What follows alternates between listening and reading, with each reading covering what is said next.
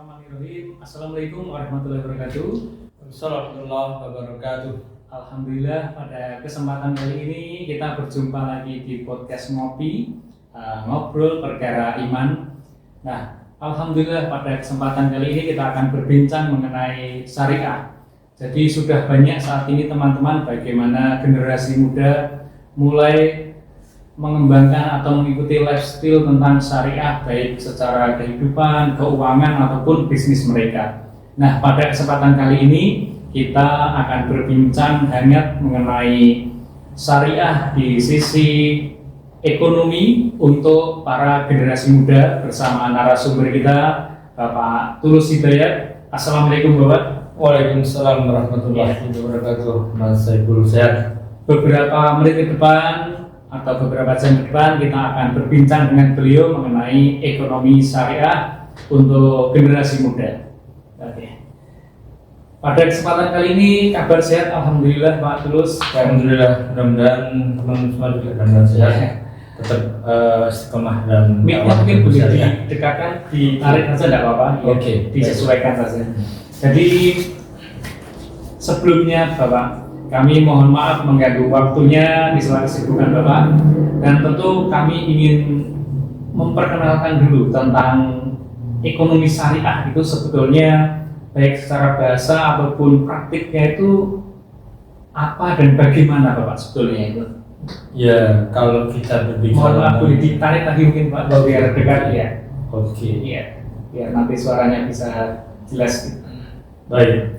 Kalau kita berbicara tentang ekonomi syariah, secara prinsip, secara definisi, ekonomi syariah itu adalah tatanan ekonomi yang berlandaskan pada konsep-konsep syariah, konsep keislaman. Di situ meliputi ekonomi yang berkeadilan, kemudian bebas riba, akhirnya dari konsep keadilan, bebas riba, bermanfaat, bermaslahat, akhirnya nanti akan menjadi sebuah keberkahan dalam kehidupan kita sehari-hari.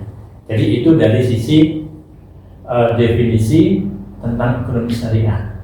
Cuman kadang-kadang kita seringkali membatasi pengertian syariah ini hanya sebatas pada konsep keuangan.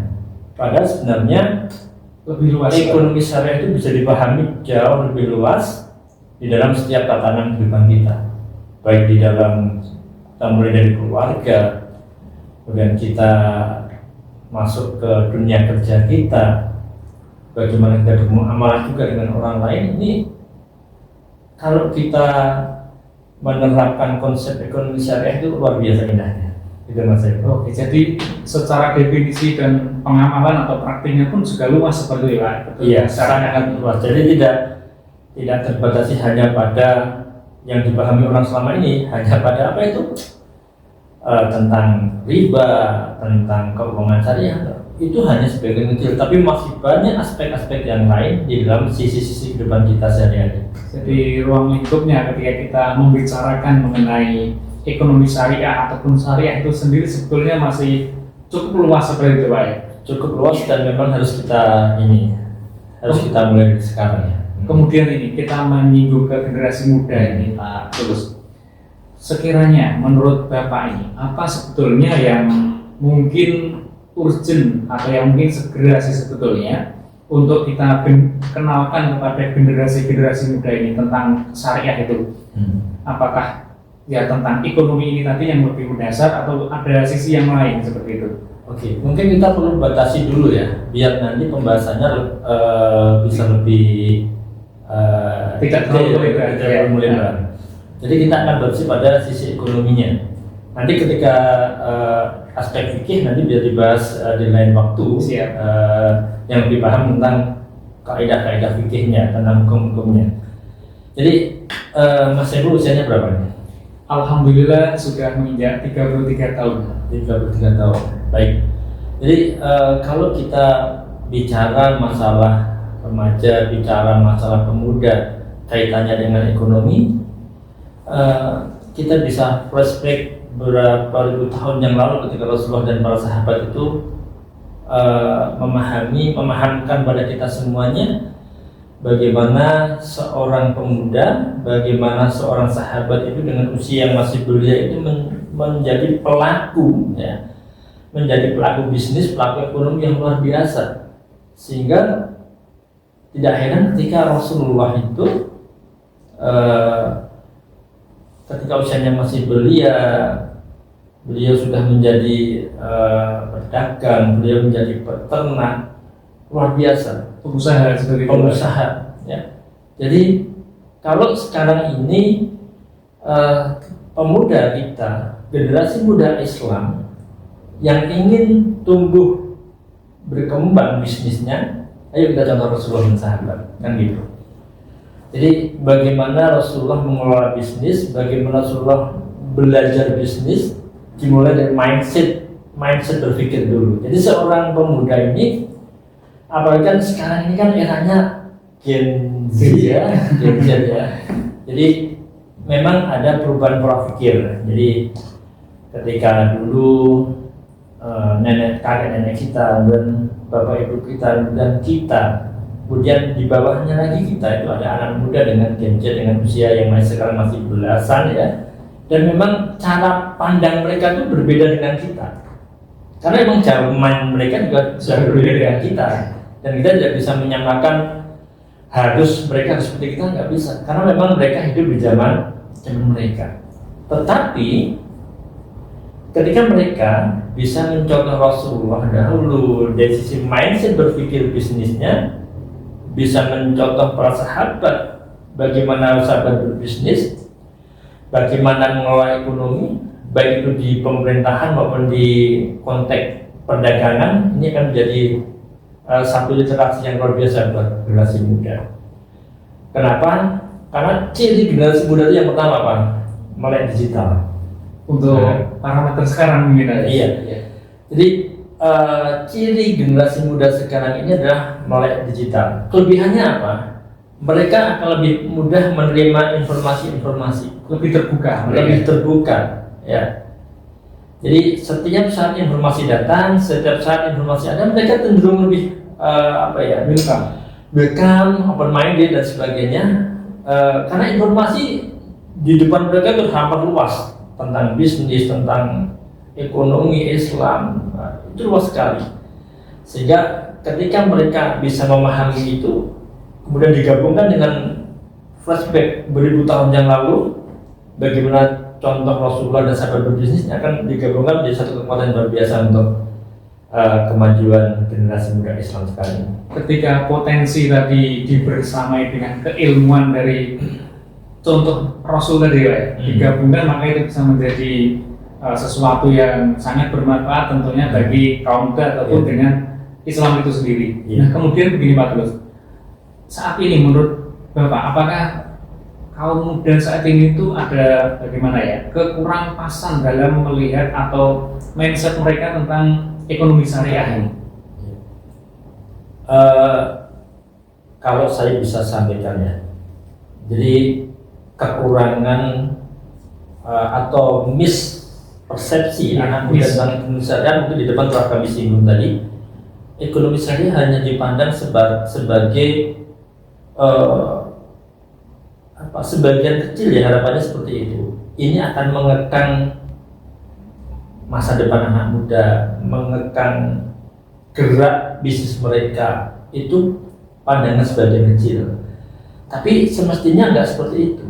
Semestinya ketika mereka paham syariah, justru ada value yang kita harus meyakininya bahwa value ini akan menjadikan bisnis anak-anak muda ini dengan ditopang dengan sistem syariah yang baik, kemudian melek digital yang luar biasa, itu kan lebih dinamis lagi. Jadi jangan menganggap bahwa ekonomi syariah ini menjadi beban, menjadi penghalang sukses, menjadi penghalang kreativitas seperti itu ya. Iya. Nah itu jadi nggak bisa seperti itu ya. Bisnis yang sedikit masih muncul seperti itu ya Pak Nus ya. Jadi itu nggak banyak sebenarnya harapannya, tapi ketika dakwah ekonomi syariah ini semakin digelontorkan, semakin dikenalkan, insya Allah ke depan.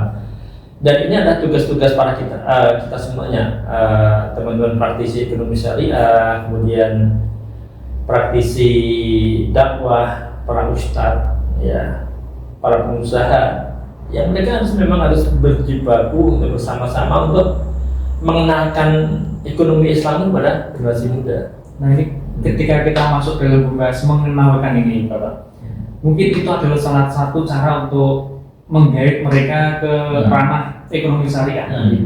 Mungkin selain dengan mengenalkan atau memberikan tausiah gitu, menurut Bapak apa ini teknik atau cara yang cukup bagus atau cukup menarik bagi generasi muda untuk menarik mereka ke dunia ekonomi syariah gitu?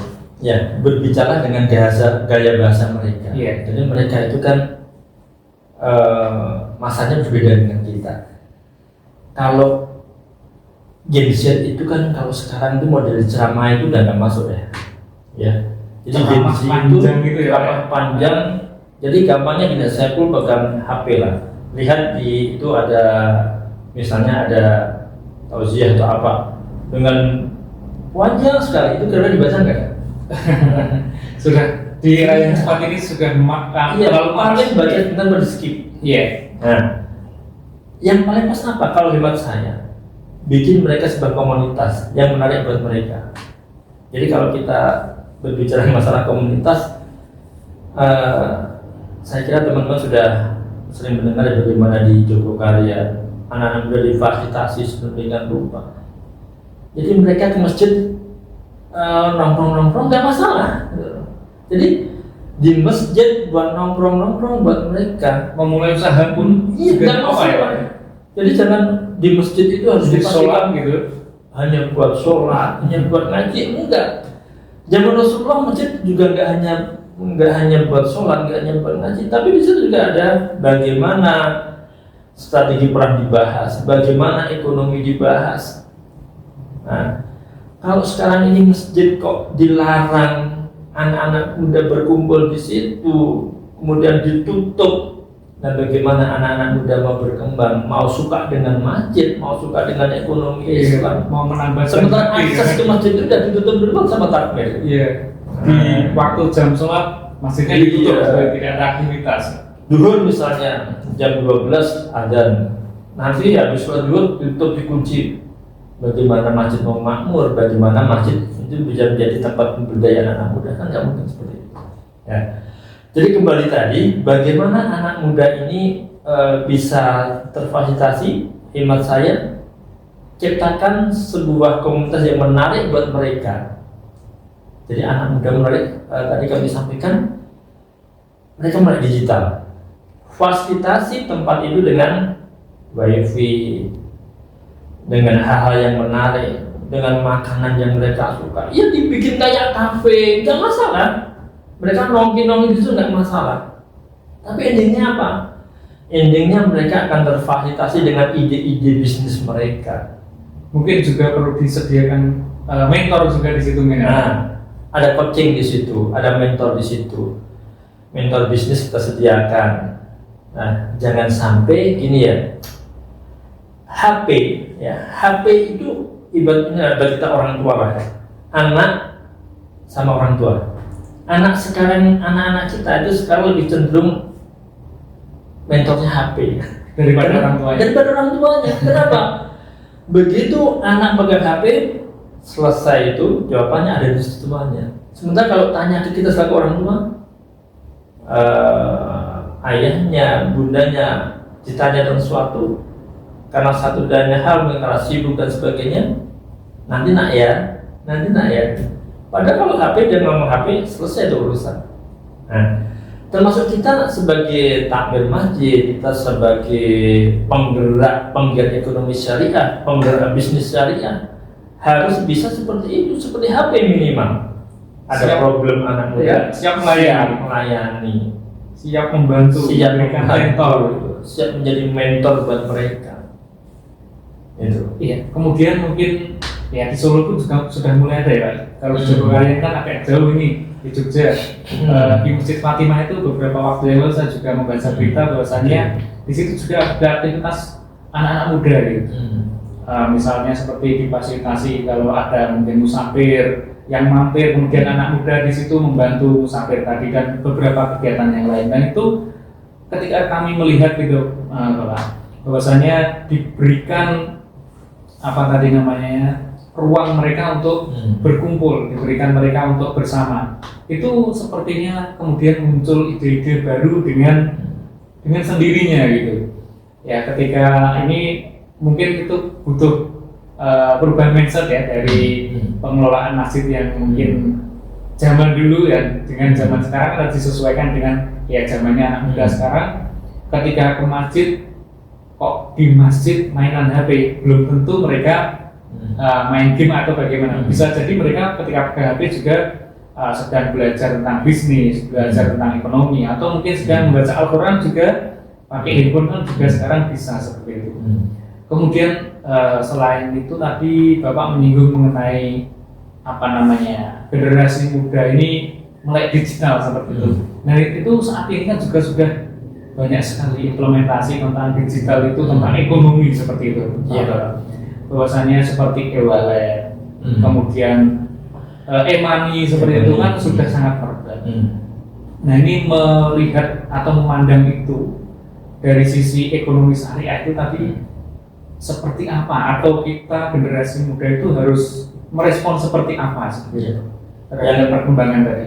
Yang pertama gini, yang halal dan yang haram itu sudah jelas dalam Al-Quran. Selama satu hukum itu, selama satu muamalah itu tidak bertentangan dengan syariah, ya oke-oke aja, nggak masalah. Jadi jangan sampai kita menghalalkan yang haram atau malah mengharamkan yang halal. Nah, gitu. Jadi itu dipanggil dulu yang pertama. Yang kedua gini, umat Islam harus bisa mengikuti perkembangan zaman, ya. Jadi perubahan, perkembangan setiap saat terjadi. Kalau kita selaku penggiat ekonomi syariah, penggiat bisnis syariah, dan anak-anak muda itu harus kita gerakkan. Sementara ketika kita tidak bisa mengikuti perkembangan zaman, maka kita akan terlindas dari zaman itu. Maka satu kata ya, satu kalimat yang perlu kami sampaikan adalah ikuti perkembangan zaman itu, ikuti teknologi itu. Kita niatkan untuk dakwah di bidang ekonomi syariah. Jadi jangan sampai kita alergi tentang perkembangan teknologi, kemudian jadi online shop dan sebagainya. Itu memang satu keniscayaan ya. Jadi artinya itu pasti terjadi. Jadi ketika kita tidak bisa mengikuti perkembangan zaman itu, bagaimana kita membuat pasar misalnya? Pasar sekarang ya itu sudah mulai berubah ya. Market itu sudah mulai berubah. Betapa banyak sekarang ini bisnis-bisnis ini yang sifatnya konvensional ya. Misalnya toko, supermarket, ini sekarang sudah mulai bergeser trennya sudah berubah. Iya, jadi jangan salah ketika saudara antum, misalnya saudara Saiful ya, adik atau saudara atau teman itu sekedar beli sabun saja mereka harus online. Padahal itu tadi tidak ada. Iya. Sebelah rumah ada yang jual maksudnya. Tapi mengapa mereka milih apa tadi? Milih online. Nah, makanya apa? Perubahan zaman ini juga harus kita ikuti dengan perubahan cara berpikir kita. Cara berpikir kita akan berubah, menentukan bagaimana cara bisnis kita. Nah, yang kedua, jadi tadi disampaikan satu momen ya. Jadi dengan digitalisasi sekarang ini, maka satu sisi ini momen bagi umat Islam untuk lebih melejitkan diri kan gitu. Jadi ketika kita itu anak-anak muda itu punya ide, kita punya ide, maka gimana saya segera eksekusi ide itu. Kita punya pemikiran, saya ingin bisnis, ya udah segera laksanakan. Kenapa?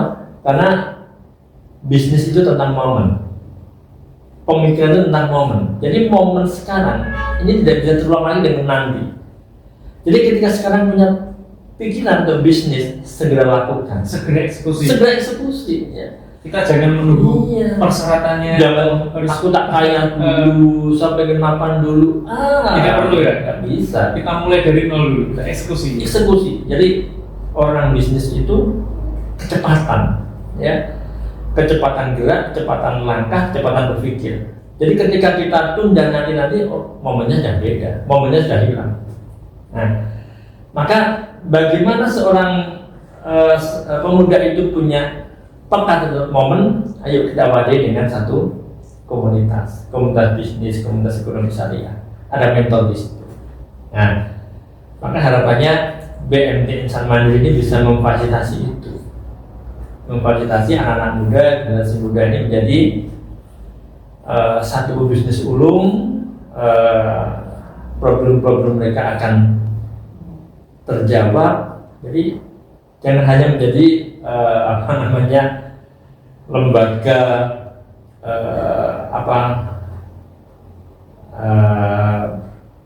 profit saja, tetapi ada baitul mal, baitul tanwil, ya, tanwilnya jalan, malnya juga harus jalan. Malnya misalnya apa? Buat komunitas bisnis tadi, buat pelatihan bisnis buat anak muda. Jadi menjadi motor atau penggerak motor, ya. Sehingga nanti harapannya begitu anak-anak itu lulus SMK, begitu anak-anak lulus kuliah, dia nggak bingung lagi mau ngapain. Nah, jadi konsep dari sahabat dari Rasulullah itu luar biasa.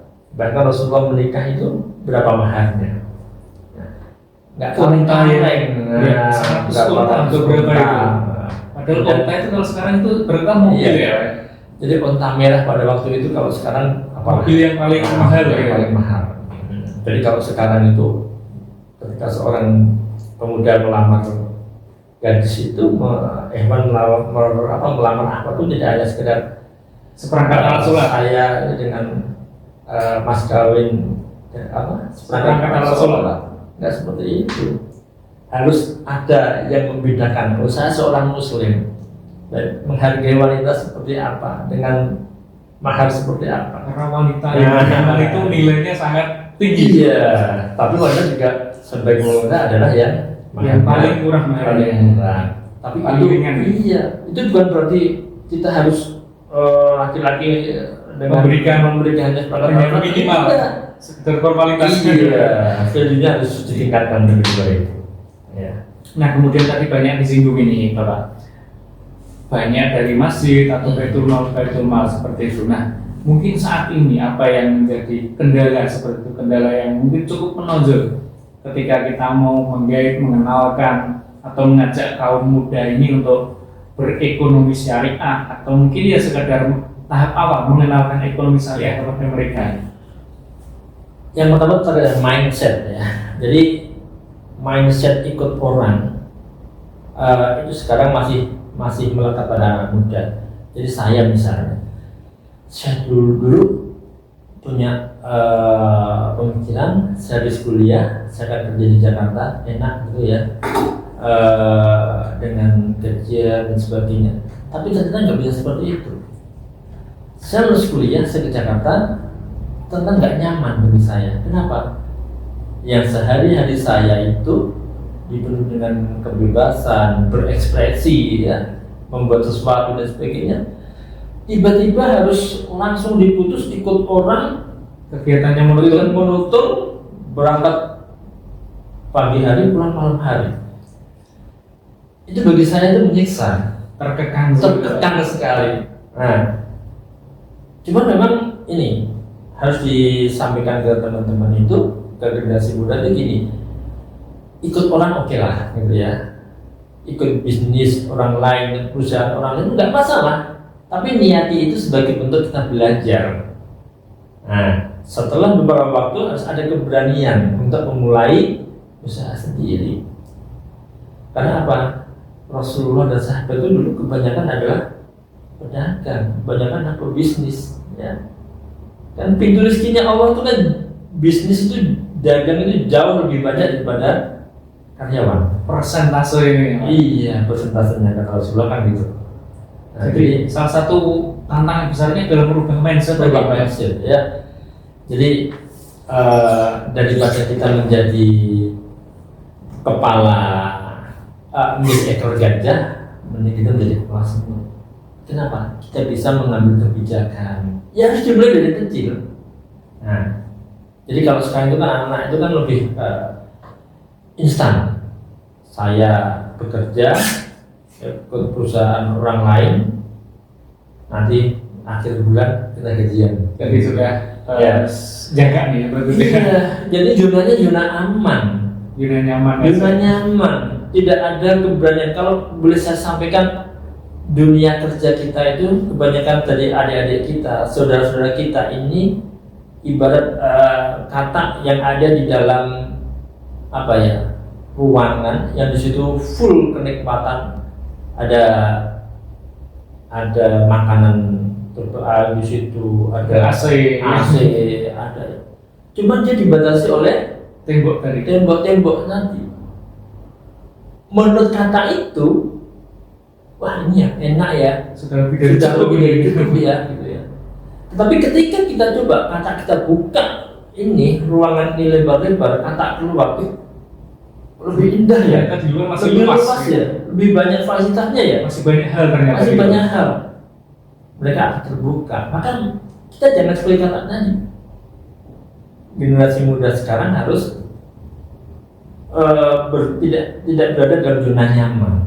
Tapi bagaimana kita itu melihat di luar, kemudian kita belajar, dan ketika kita sudah punya ilmu kita aplikasikan, dan ketika kita sudah mengaplikasikan otomatis bismillah kita dapat maisha, kita dapat penghasilan, ya. Jadi umat Islam itu tidak harus yang selama ini digaung-gaungkan oleh ini kan zuhud bagi sahabat itu kan konsepnya beda dengan yang kadang-kadang kita pahami, ya. Jadi alangkah lebih baiknya ketika Allah mentakdirkan itu kan ya kita akan berusaha bagaimana kita menjadi orang yang tercukupi secara rezeki, kemudian kita bisa menolong orang lain, kita lebih bermanfaat sebanyak-banyaknya buat orang lain. Jadi hidup itu jangan egois. Apa egois? Kerja hanya untuk diri, ya. Dapat gaji hanya untuk dia dan keluarganya. Tapi kita juga perlu memikirkan lingkungan kita. Iya. Dan harta kan dibawa mati ya. Dan cara membawa mati biar harta bisa ikut kita ini gimana? Nah, ini berarti Di luar sana kan banyak orang yang belum kita sanggupi. Ayo kita berdayakan gitu. Nah, jadi tugas kita selaku pemangku pelaku ekonomi syariah tidak hanya sekedar tataran teori, enggak, tapi itu loh praktiknya. Silakan dipraktikkan itu. Anak-anak muda ini sekarang itu butuh satu motivasi untuk mereka lebih bermanfaat buat orang lain. Ayo jadi orang kaya supaya kita tidak egois. Ayo kita masuk surga sama-sama. Biar ada temannya banyak lah. Oke, boleh saya silent dulu ini. Oke, ya. Azannya ini. Kita sepertinya sudah masuk waktu. Ya. Sudah masuk waktu azan nih. Tapi di sini belum azan masjid terdekat. Tapi kita perpanjang sedikit lah, mungkin 5 menit seperti itu, Bang. Nah, kemudian ini Pak Tulus, bagaimana peran dari BMT, kemudian lembaga pendidikan seperti kampus dan juga beberapa organisasi yang ada saat ini, Baitul Mal dan sebagainya. Menurut pandangan Bapak ini, mereka ketika mengedukasi generasi muda ini tadi sudahkah cukup? Apakah masih belum maksimal atau bagaimana menurut pandangan Bapak? Ya. Dengan berkembangnya informasi yang bisa kita akses sekarang ini kan mensinergikan antara dunia usaha dengan dunia pendidikan ini sudah mulai dilakukan. Ya, buktinya apa? Sekarang banyak kampus-kampus yang membuka ekonomi syariah, bisnis syariah dan sebagainya. Kemudian ada satu sinergi antara perusahaan dengan lembaga pendidikan, itu sudah bagus. Tinggal sekarang taruh aja misalnya BMT Insan Mandiri ya, bagaimana BMT ini bisa menjadi pemantik bagi generasi muda ini menjadi tadi loh, yang pertama itu memang harus mindsetnya yang dibuka, ya. Mindset bahwa hidup ini harus lebih bermanfaat sebanyak-banyaknya, tidak sekedar buat saya, tidak hanya sekedar buat diri sendiri dan keluarga, tetapi jauh lebih bermanfaat ketika value ini juga dirasakan oleh orang lain, bermanfaat bagi orang lain. Kalau tadi kita dengan tema tadi generasi muda tadi tentang konsep syariah, bagaimana bisnis syariah, apakah itu hanya sebatas jargon atau memang itu penting? Ya menurut saya penting dari sekarang. Nah, jadi umat Islam tidak hanya terkotak-kotak hanya pada masalah-masalah fikih yang sering diperdebatkan, ya.